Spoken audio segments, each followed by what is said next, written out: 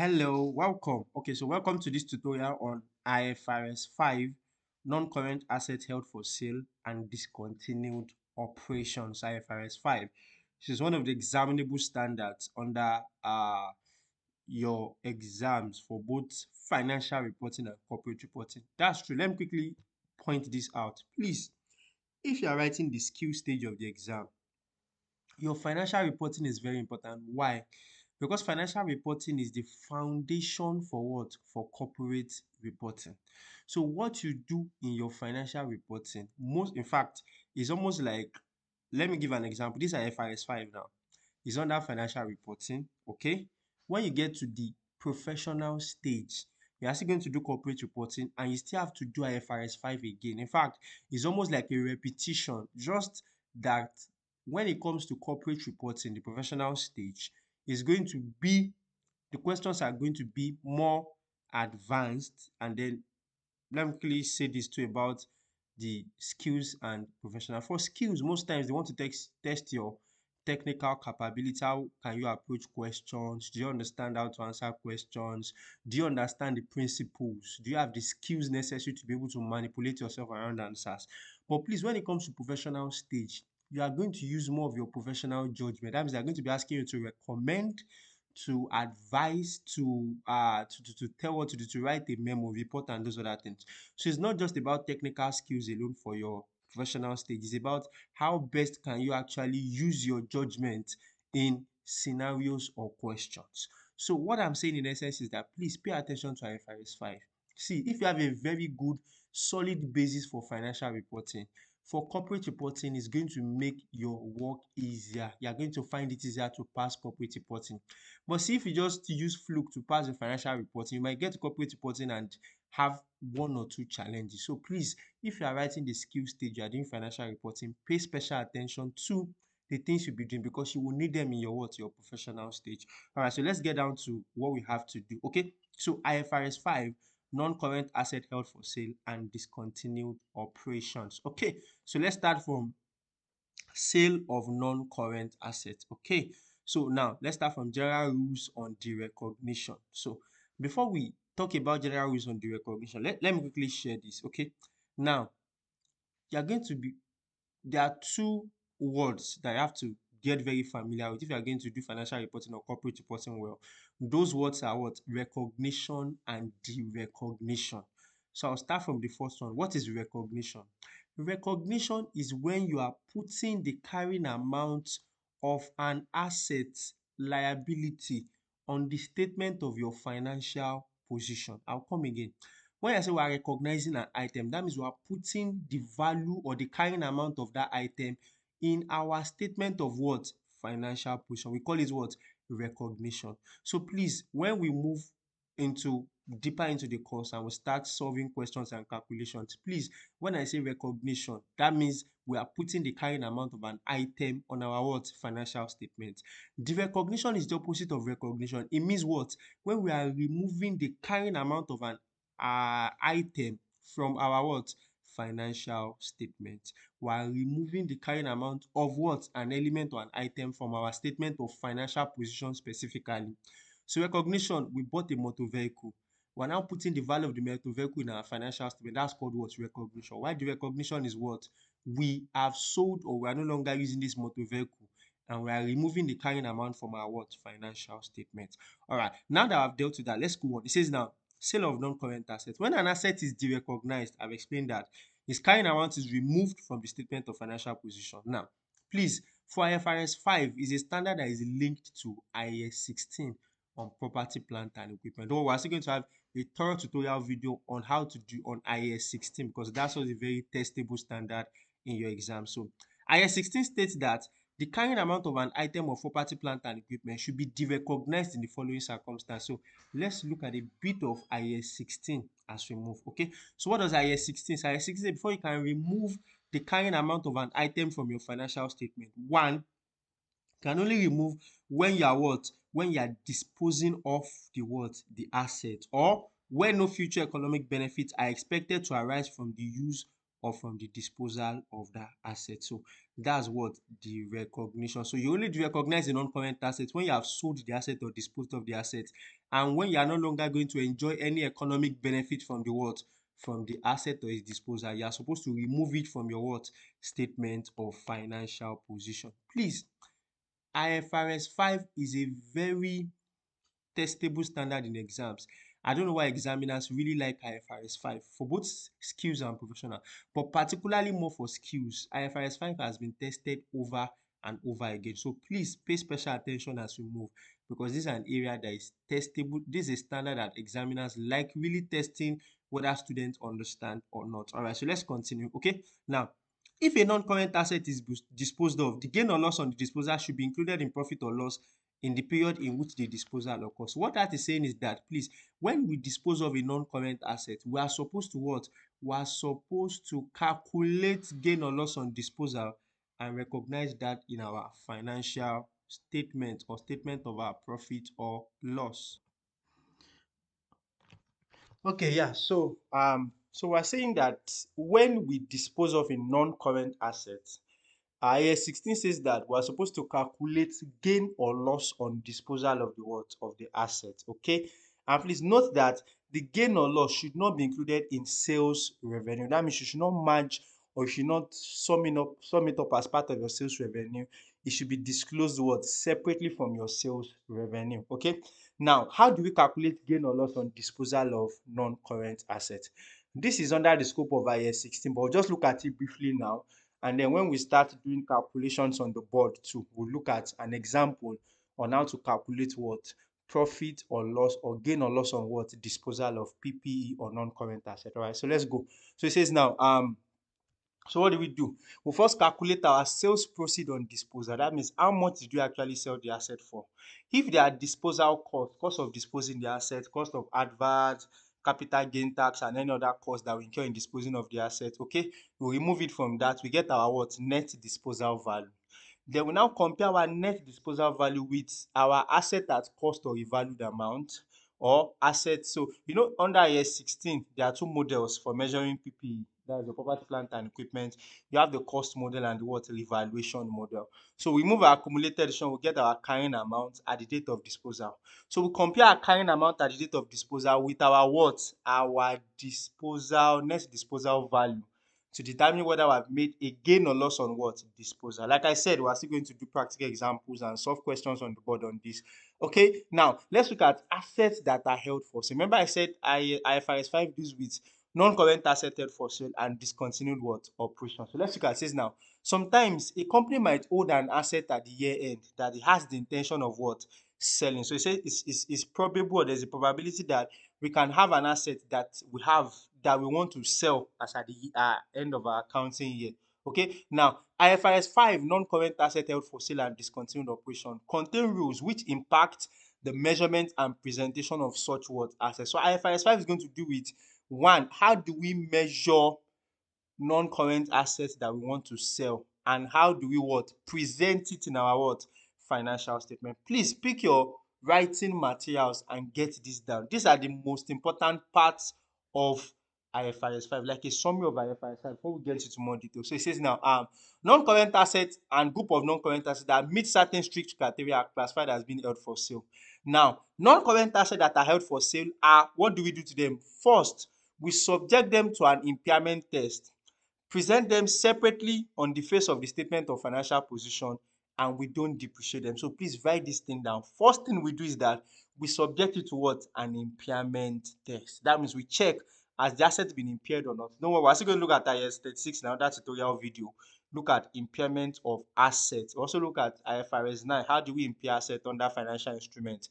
But let's stay with IFRS 5. So we say we subject it to what? An impairment test. Then secondly, please, we present it on a separate category on the face of the statement of financial position, and we do not what? We don't depreciate what? Non-current asset. So please, that depreciation is very important. For your normal non-current asset or PPE, you are going to be depreciating, especially if it's carried at cost. But please, for non-current asset held for sale, you are not going to what? Depreciate. We meant to classify as held for sale, we no longer what? depreciate subsidize. Okay, now any loss recognized on a non-current asset carried at cost as a result of the impairment test at the date of its classification as held for sale is recognized in our statement of what? P or L. So we're saying that anytime we recognize a loss because we have carried out impairment test and we notice that this asset has been impaired. Remember I told you that under year 16, assets can be classified or can be, we have two measurement models. You have cost model and evaluation model. If the asset we have impairment on is carried at cost, what do? Please, the impairment loss will be written off straight to your what? Profit or loss account. That means we expense the impairment loss. The loss we have made on it to go with our what? That profit or loss for that year. But if the asset that we are testing for impairment, the non-current asset held for sale, is carried at revalued amount, please, any loss or impairment loss on that asset, we first use it to reduce any revaluation surplus that we have. Is the excess that goes to your what? Profit or loss. Don't worry, we are going to solve a practical example like that. In fact, there was a day that they brought out a past question like that on how to use a revaluation surplus to reduce or net off your what? Impairment loss or non-current asset held for sale. So we'll still get to that now. What are the objectives of IFRS 5? What are we trying to achieve? Now, it says IFRS 5 set out requirements that specify the accounting treatment for asset held for sale and the presentation and disclosure of what? Discontinued operation.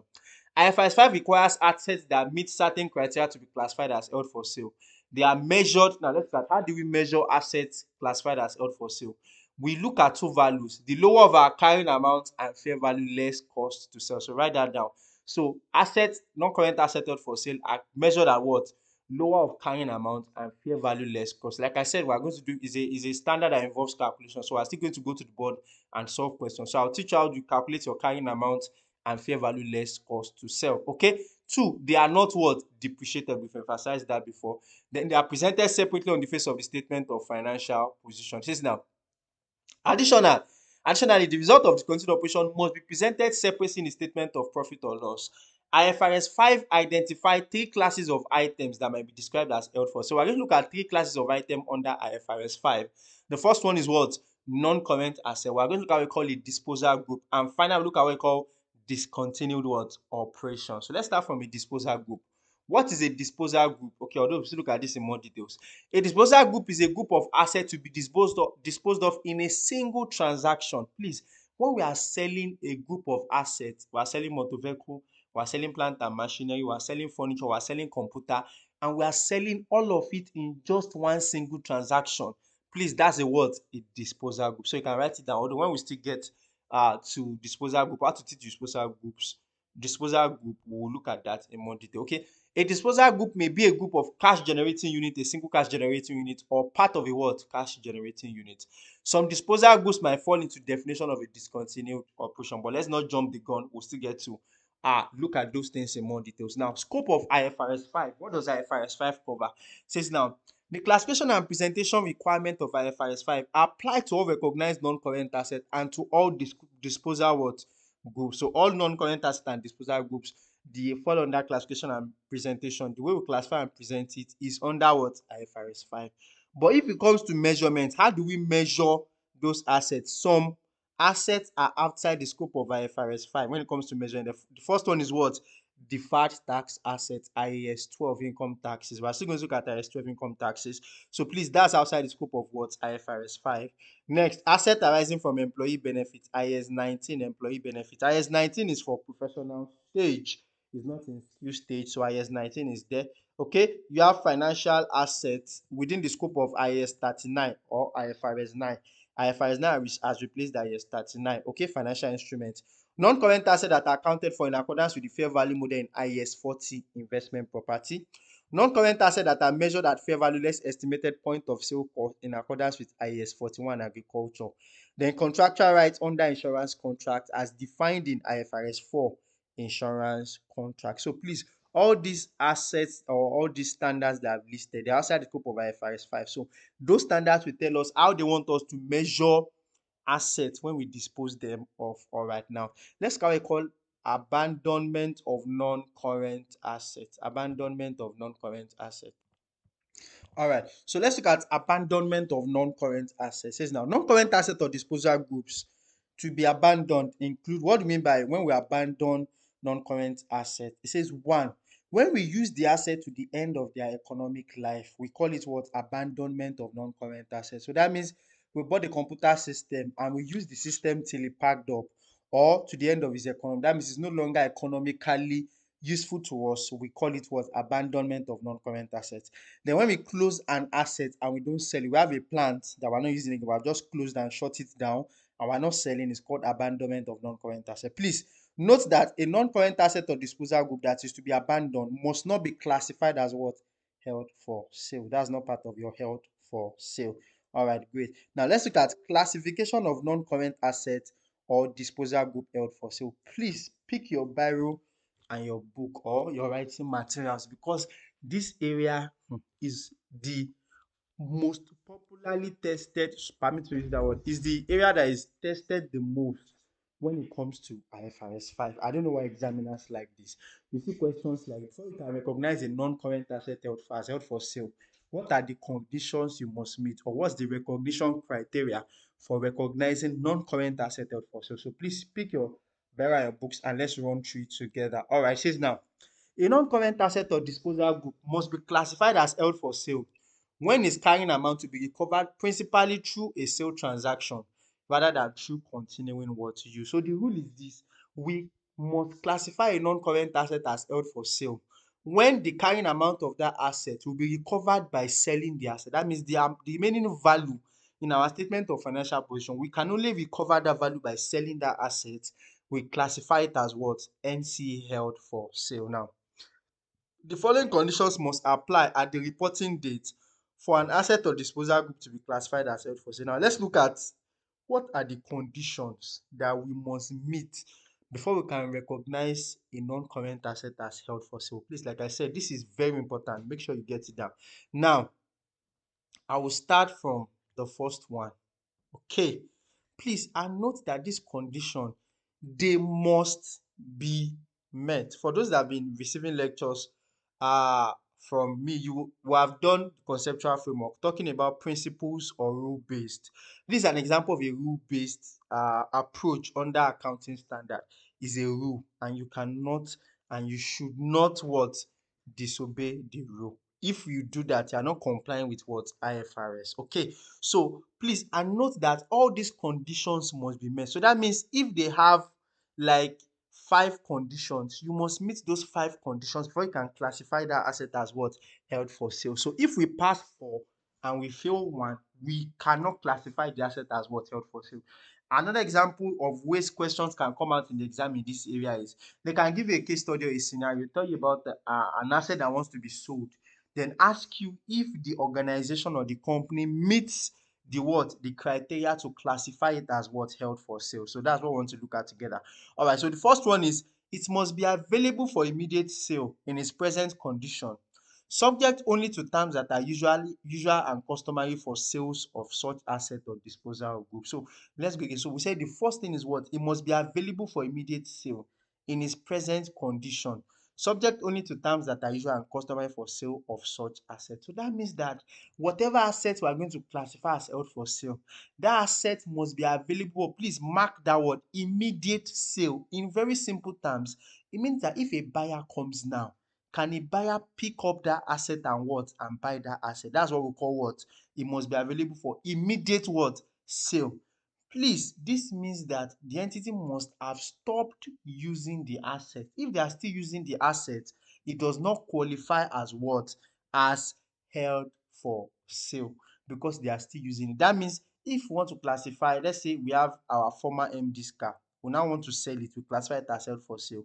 That means to meet this condition, we must go and park the car somewhere, stop using it for operations, so that anytime a buyer comes, a buyer will be able to what? To pick up that asset to what? To buy. The reason is this. Now, when you classify an asset as held for sale, remember I said you are not going to depreciate. So if you are not depreciating, then you should at the same time not be using, because an asset you are using or a non-current asset you are using for production of operations, you should calculate depreciation on it. So you cannot eat your cake and have it. You cannot stop calculating depreciation and still be using the asset as what? Still be using the asset for operation. So please, I'll come again. The first condition is that what? the asset must be available for immediate sale in its present condition. Now, please, now this subject to only terms that are usual and customary for sales of such assets means that, please, we can still maintain the asset in good working condition. For example, we want to sell a car. It doesn't mean that we stop warming the car, because the moment we stop warming the car and abandon it, that means that car, when a buyer comes, is not going to be in good condition for the buyer to use. So please, in the exam, if they tell you that they are maintaining that asset so that when a buyer comes, the buyer can meet it in good condition, it still qualifies as what? Held for sale. Then let's look at the second condition. The sale must be highly probable. Now, please, what do we mean by the sale must be highly probable? We have some things or some points under the sale must be highly probable. The first one is, one, appropriate level of management must be committed to a plan to sell the asset or what? Disposal group. That means the appropriate level of management is subjective. Let me explain. I'll explain as clearly and I'll use a scenario to explain very well so that you understand. Now, what do we mean by appropriate level of management? Appropriate level of management is the level of management that has enough authority to what? To authorize the sale of that asset. Let's take a very practical example. We have a Nigerian bank, First Bank PLC, a case study question. They want to sell off one of their laptops at Ikeja branch. I told you it's hypothetical. At Ikeja branch, they want to sell off that laptop. Are we together? Now, the appropriate level of management to authorize the sale of that kind of laptop can be the what? Branch manager. Because the item is not so material. Do you understand? But imagine they want to sell off maybe their building or their structure. That means senior level at the head office, at the headquarters, will have to approve that transaction. So please, in the exam, if they bring a case study and they want to test whether appropriate level of management, read it. What you will use to know is the materiality of that item. For items that are not so material, middle level management most times can authorize the what? The sale of such assets. But at for items that are very material, please, senior level management must what? Must be committed or must have approved selling what? That asset. So that's that condition. Next, an active program to locate a buyer and complete the plan must have been what? Initiated. That means we are actively marketing that asset. We are looking for somebody to come and what? Buy the asset. So please, an active program to locate a buyer and complete the plan must have been what? Initiated. Next, the asset or disposal group must be actively marketed for sale at a price that is reasonable in relation to its current what? Fair value. So that means we must market or we must offer that asset at a price that is close to the market value. A very practical example. We want to sell one of our office buildings. Now, we offer to sell it at 50 million naira. But in the market, such kind of buildings are sold for 30 million naira. Please, is that one reasonable? No, of course it's not reasonable. Nobody will see a building of 30 million, the same value and will come and buy one of 50 million. So please, we still look at a question like that. Because when they want to test this one, they are going to give you market price and the price the company is choosing to what?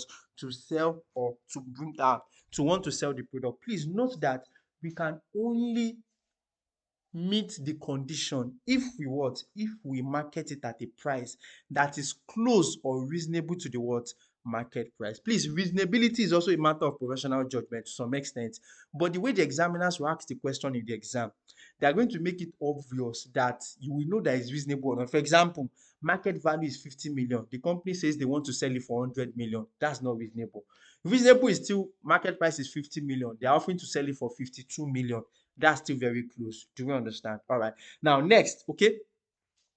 The sale must be expected to be completed within 1 year from the date of classification.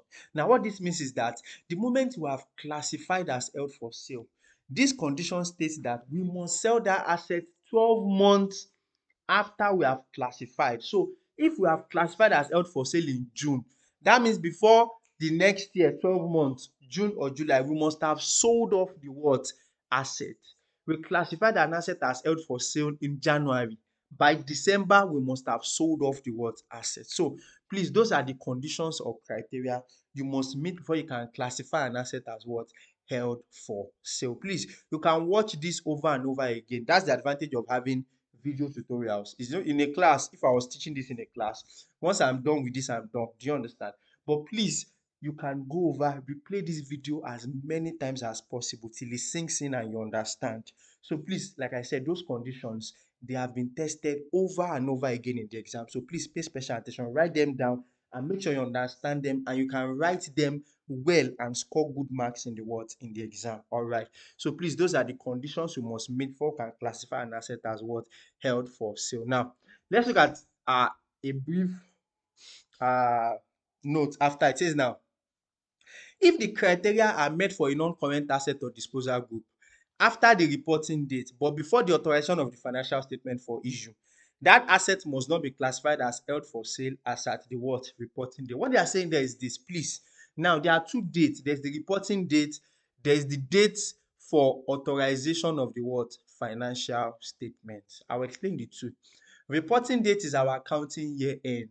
The date we are preparing our financial statement. For most companies, that's always 31st December. But we have some companies that have mid-year accounting year, maybe June, July. All right, great. Now, that's reporting date. Authorization date is the date they are signing the account. After the reporting date, the normal practice is that you have your external auditors come in, audit the books, issue their report. So that takes normally, depends, at times 2 months, 3 months, depending on the industry and the regulations you have there. So once they are done doing that, they will now, of course, they will put their seal and stamp, give their report. Those are the auditors, and then the company, the directors too, will sign the what financial statement. That's what we call authorization date. So now what they are saying is this now. If we meet the criteria to classify an asset, all these conditions, and please remember I said you must meet all those conditions. So you must meet all the conditions. If you pass 4 and fail 1, you don't classify. All right. So now, if we are meeting those conditions after the reporting date, but before we have authorized or we have issued our financial statement, please, we cannot classify as held for sale. Let me give you a practical example. If our reporting date or year end is 31st December, and then for that non-current asset, we are deciding to sell it off or we met the conditions by May, and then we have still not issued our financial statement. Please, we cannot classify because we met those conditions after the what reporting date. We can only give a disclosure in the what financial statement. Now, let's look at some examples to test our understanding of those conditions. So let's start from the first example. It says now, entity I had the following asset at 31st March year 4. A property that he offered for sale for 5 million during June what? Year 3. The market for this type of property has deteriorated, and as 31st March year 4, a buyer had not yet been found. Management does not wish to reduce the price because it hopes that the market will improve. Shortly after the year end, after 31st March year 4, the entity received an offer of 4 million and the property was eventually sold for 3.5 million during May year 4 before the financial statements were authorized for what? For issue. So the question here is, does this asset qualify as held for sale, or can we classify it as non-current asset held for sale? So now, when you have questions like this in the exam, the first thing we look at is you are going to look at all your conditions one by one. You're now going to be checking the case study. What are they testing in all those conditions? And have they met all the conditions? So let's start. What's the first condition? The asset must be available for immediate sale in its present condition, subject to terms that are customary for sale of such assets or disposal goods. So that means the asset, it must be available for immediate sale. Now, let's check the scenario. Is there anything like availability for sale? No. They're only talking about price. So that means in this particular scenario, they are not testing that condition.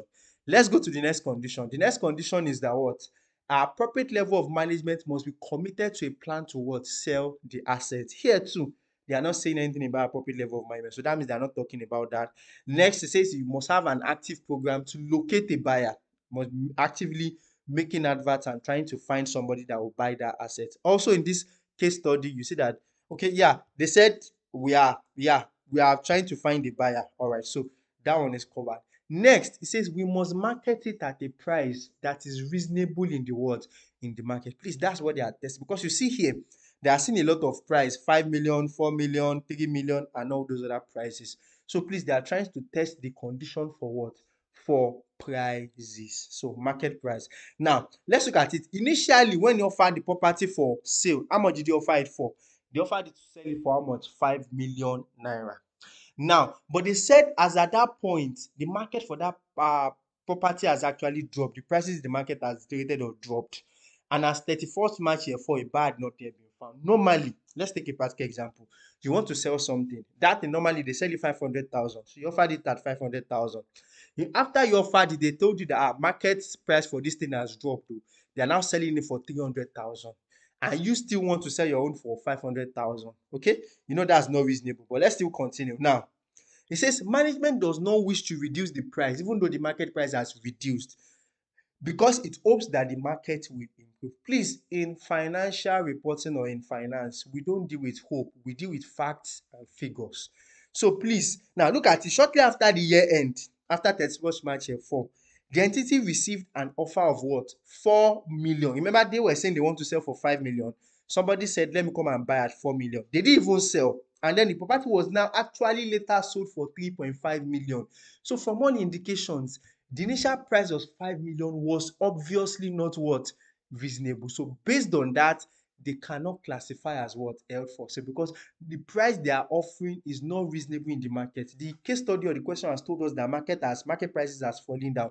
For somebody that is serious about selling, you also bring down your market price so you'll be able to compete and sell in the what? In the market. So because they have failed that condition, we will tell them that they cannot classify that asset as what? Held for sale.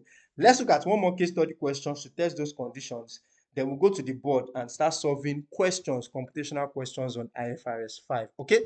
Example, classification of asset as held for sale. It says now, entity I had the following asset as 31st March 4, plants with a carrying value of 2.5 million naira.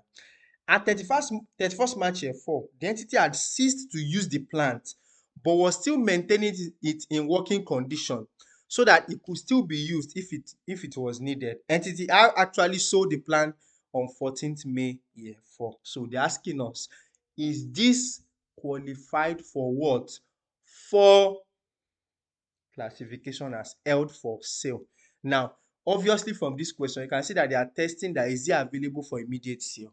Remember I said that to meet that condition, that means they must stop using the word asset, so that if a buyer comes today, a buyer can buy it. Now, if you look at it on the surface, it looks like they have stopped using it, so we can classify as held for sale. But no, we cannot classify. Why? Look at the condition they put. They said they were still maintaining that plant so that it could be used if needed. That means if they had maybe extra capacity or one of the other plants developed for, they can still fall back to these plants. Please, because they are maintaining it, so that because they still have the intention of using it, we cannot classify it as what? Held for sale. Now, let's take a practical example. Let's say that a buyer now comes and they are using that plant. You know, that means that buyer cannot immediately what? Pick up that asset. So it does not qualify as held for sale. But please note that if in the exam they said that they are maintaining it in good working condition, so that when a buyer comes, a buyer will be able to buy it because it is still in good working condition, they can classify. What made them feel this is because they want to eat their cake and have it. They want to classify as held for sale, and at the same time, they want to still be what? Using it, and the standard does not allow them to do it. So any asset you have classified as held for sale, you must stop using the word asset. All right, great. So please, how by now we're getting more familiar with what? With those conditions. Don't worry, I'll still send practice questions and you can send back to me. I will assess and check whether I have done well. So we'll look at past questions to try and solve one or two past questions, so you know that you'll be able to answer questions when it comes to conditions or criteria for recognizing non-current asset held for sale. Now, let's look at sale expected in over 1 year. Then we'll get to the board and we'll start doing computational questions. Says now, sometimes circumstances might extend the period to complete the sale beyond a year. Remember that one of the conditions that we have for classifying asset as non-current asset as held for sale is that we must sell that asset 12 months after the date of classification. So from the date of classification, we must be able to sell it within 1 year. Okay. Now, this does not preclude an asset or disposal group from being classified as held for sale, as long as, now we're saying that what are the exceptions to the 1 year rule? For every rule or for most rules, you know there are always exceptions or there are always permissions in exceptional circumstances. So in what cases are we allowed to classify an asset as held for sale beyond what 12 months or 1 year? That's what we want to look at. This is also a very testable area in the exam. All those two-mark question, 3-mark question, please pay attention to them. Don't think that 2 marks. I can tell you that a lot of people have failed because of 2 or 3 marks. In fact, those 2 or 3 marks at times can be the saving grace between your passing and your failing. So please, all these disclosure requirements, sale expected, what are the conditions, and all those small small questions, please pay attention to them too. All right, so now what are the conditions under which we can choose to still classify an asset uh, beyond a year? So the first one is the delay is caused by event or circumstances beyond the entity's what control. Two, there is sufficient evidence that the entity remains committed to its plan to sell the asset. So let me explain that. So the first thing is saying that if the reason why we have not sold is beyond our control, we are still permitted to continue to classify as what held for. So for example, we want to sell a building in Borno state of Nigeria. All right, and then that building, we just notice that Boko Haram or insurgents have taken over that area. Please, is it possible we will buy a building that is overrun by terrorists? Nobody will do that. Okay, so in that kind of scenario, please, that situation is beyond our control. So we can still choose to classify as held for sale on the condition that we are still committed to selling. So maybe after they have the security forces have retaken that place, we can now decide that we still want to what? We still want to sell. So you can still keep classifying as what? Held for sale. So thank you. This is the first part of IFRS 5. Now we're going to go to the board and start looking at computational questions on what? IFRS 5. Thank you.